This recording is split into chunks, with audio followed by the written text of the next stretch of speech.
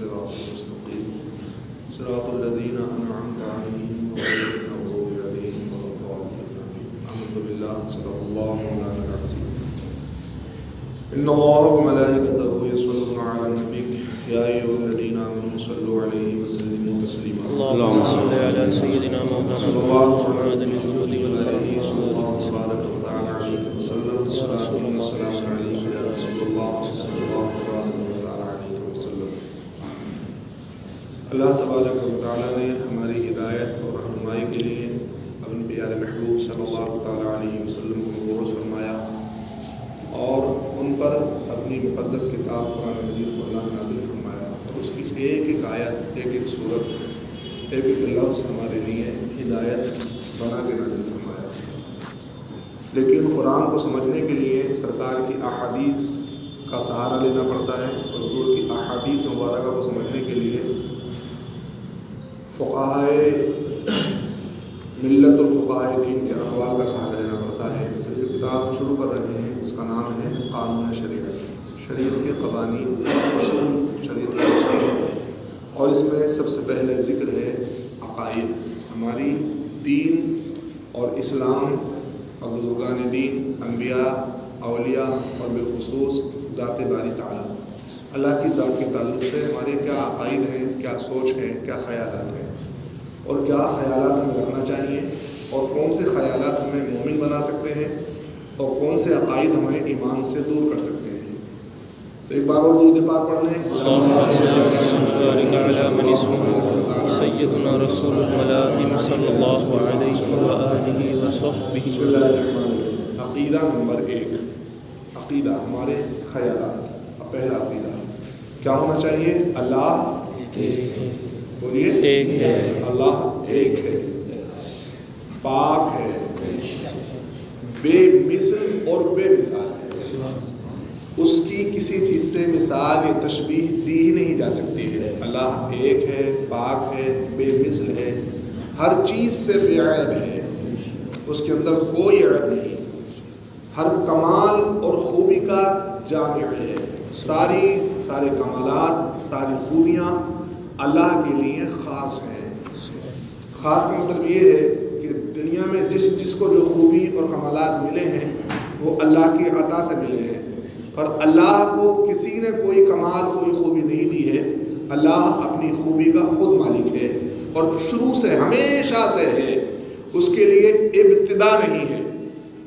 دنیا کی ہر شے کے لیے اسٹارٹنگ ہے، ابتدا ہے، آغاز ہے، اور اللہ کے لیے آغاز یا ابتدا وہ ہمیشہ سے ہے.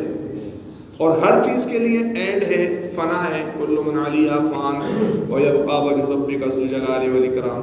پر اللہ کے لیے کوئی نہ فنا ہے، نہ اینڈ ہے، نہ اس کا اختتام ہے.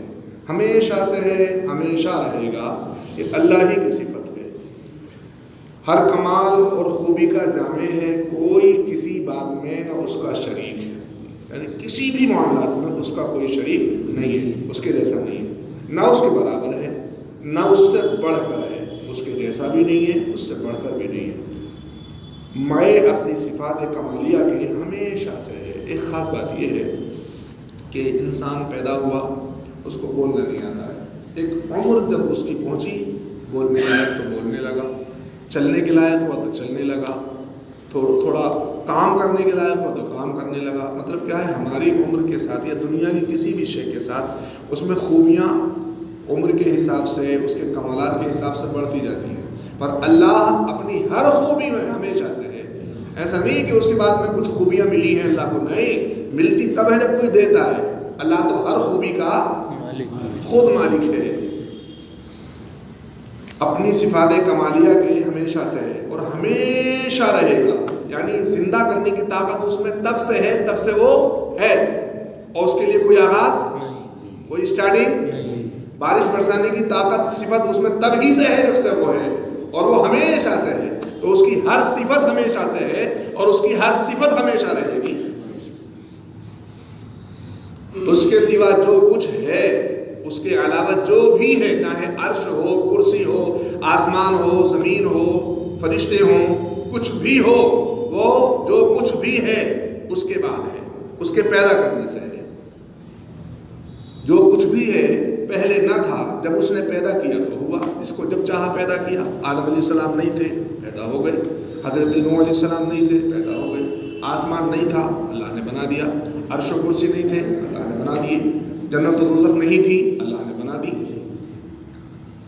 وہ اپنے آپ ہے، اس کو کسی نے پیدا نہیں کیا ہے کبھی بھی۔ کبھی غور بھی مت کرنا اس چیز معاملے میں کہ اللہ کو کس نے پیدا کیا ہو، ورنہ ایمان سے ہاتھ دھو بیٹھیں گے۔ اس کو کسی نے پیدا نہیں کیا، نہ وہ کسی کا باپ ہے، نہ کوئی اس کا بیٹا ہے، نہ وہ کسی کا بیٹا ہے، اور نہ اس کی کوئی بیوی ہے، نہ اس کا کوئی رشتہ دار ہے۔ سب اس سے بے نیاز ہے۔ اللہ الصمد، اللہ بے نیاز ہے۔ وہ کسی بات میں کسی کا محتاج نہیں ہے۔ پوری کائنات میں ہر کوئی کسی نہ کسی کا محتاج ہے، اور جو کسی کا نہ ہو وہ اللہ کا محتاج ہے، پر اللہ کسی کا محتاج نہیں، اور سب اس کے محتاج ہیں۔ روزی دینا، مارنا، جلانا اسی کے اختیار میں ہے۔ کوئی ہمیں نہیں مار سکتا ہے اللہ کی مرضی نہ ہو تو، اور کوئی نہیں بچا سکتا ہے اللہ مارنا چاہے تو۔ وہ سب کا مالک ہے، جو چاہے کرے، اس کے حکم میں کوئی دم نہیں مار سکتا ہے۔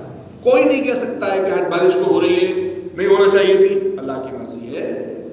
اور کبھی نہیں کہنا چاہیے آج بارش نہیں ہونا چاہیے تھی۔ کیا تم اللہ سے زیادہ جانتے ہو؟ ہونا چاہیے تھی تبھی ہو رہی ہے۔ تمہارے حق میں جو بہتر ہوتا ہے وہی اللہ کرتا ہے۔ تو ہونا چاہیے تھی، اللہ کی مرضی ہے۔ بھئی اللہ چاہ رہا ہے تو پھر ہم کو کچھ کہہ سکتے؟ خاموش کوئی کہے کہ نہیں آج بارش نہیں ہونی چاہیے، بولے نہیں، اللہ کی مرضی ہے۔ اللہ جانتا ہے کہ آج بارش کی ضرورت تھی۔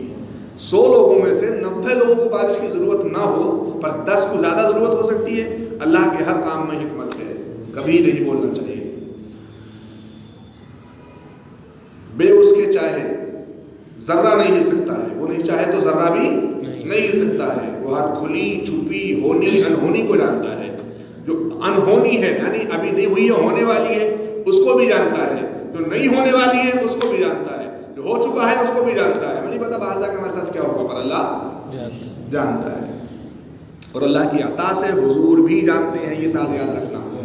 الحمدللہ ثم الحمدللہ، اللہ کی عطا سے، اور اللہ کسی کی عطا سے نہیں، وہ خود سے جانتا ہے، اور حضور اللہ کی عطا سے جانتے ہیں۔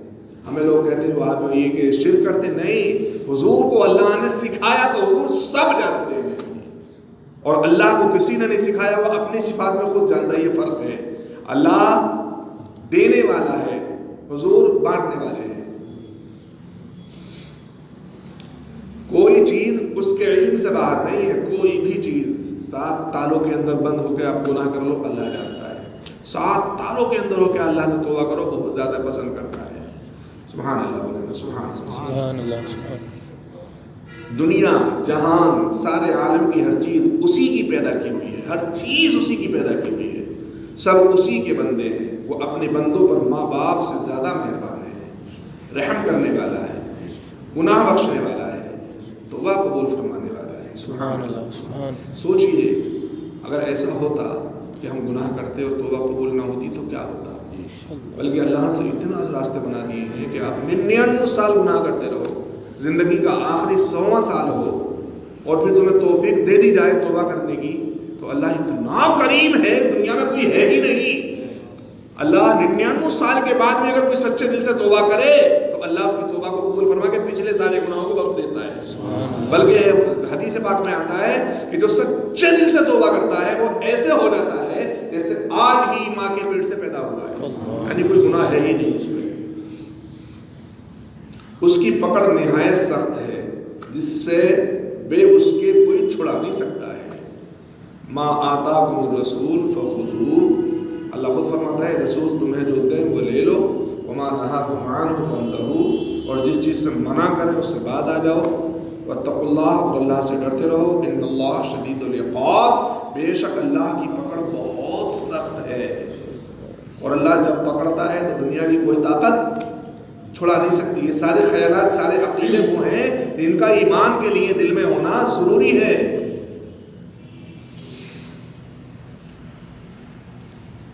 بے اس کے چھڑائے کوئی چھوٹ نہیں سکتا ہے۔ عزت ذلت سب اسی کے اختیار میں ہے، جسے چاہے عزت دے، جسے چاہے ذلیل کرے۔ مال و دولت اسی کے قبضے میں ہے، جسے چاہے امیر کر دے، جسے چاہے فقیر کر دے، ہدایت گمراہی اسی کی طرف سے ہے، جسے چاہے ایمان نصیب ہو جائے، جسے چاہے کفر میں مبتلا ہو جائے، وہ جو کرتا ہے اس میں حکمت ہوتی ہے، حکمت راز ہوتا ہے، ہم اس راز کو سمجھ نہیں پاتے۔ کسی کو اللہ نے اولاد نہیں دی ہے تو اس میں اللہ کا بہت بڑا راز ہے، کسی کو اللہ نے بہت اولاد دی ہے اللہ کا راز ہے، کسی کو غریب کیا اللہ کا راز ہے، کسی کو بیمار کیا اللہ کا راز ہے۔ حضور فرماتے ہیں جس کو بخار آتا ہے اور بخار جاتا ہے تو سارے گناہوں کو لے جاتا ہے، کتنی بڑی نعمت ہے۔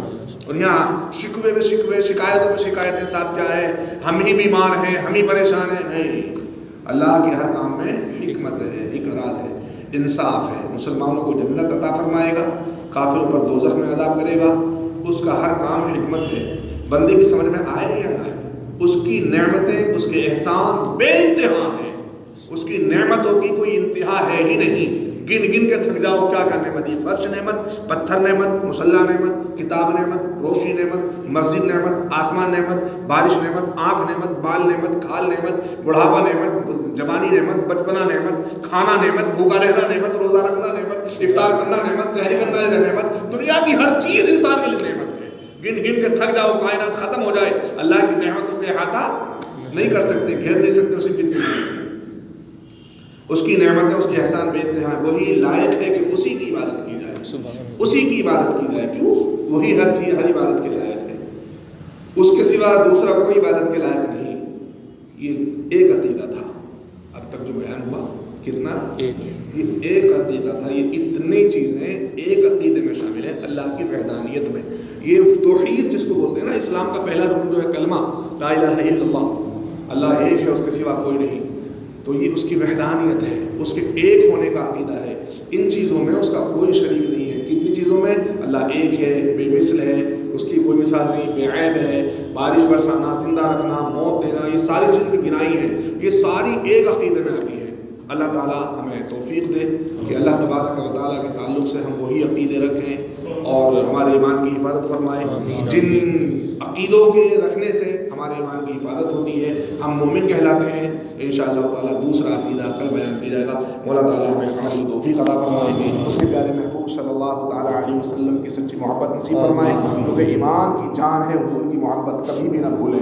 حضور کی محبت کے بغیر ایمان مکمل نہیں ہے، اور حضور کی محبت الحمدللہ اللہ نے تھوڑی دی ہے پر ہے، اللہ اس محبت کی بھی حفاظت فرمائے، اور اس کی ذات کے تعلق سے جو صحیح عقائد ہیں ان میں ہمیں گامزن رہنے کی توفیق عطا فرمائے، اور اللہ تعالیٰ علم حاصل کرنے کی، اس میں عمل کی توفیق عطا فرمائے۔ استغفر اللہ ربی بالکل ذنب و اتوب الیہ، لا الہ الا اللہ محمد رسول اللہ صلی اللہ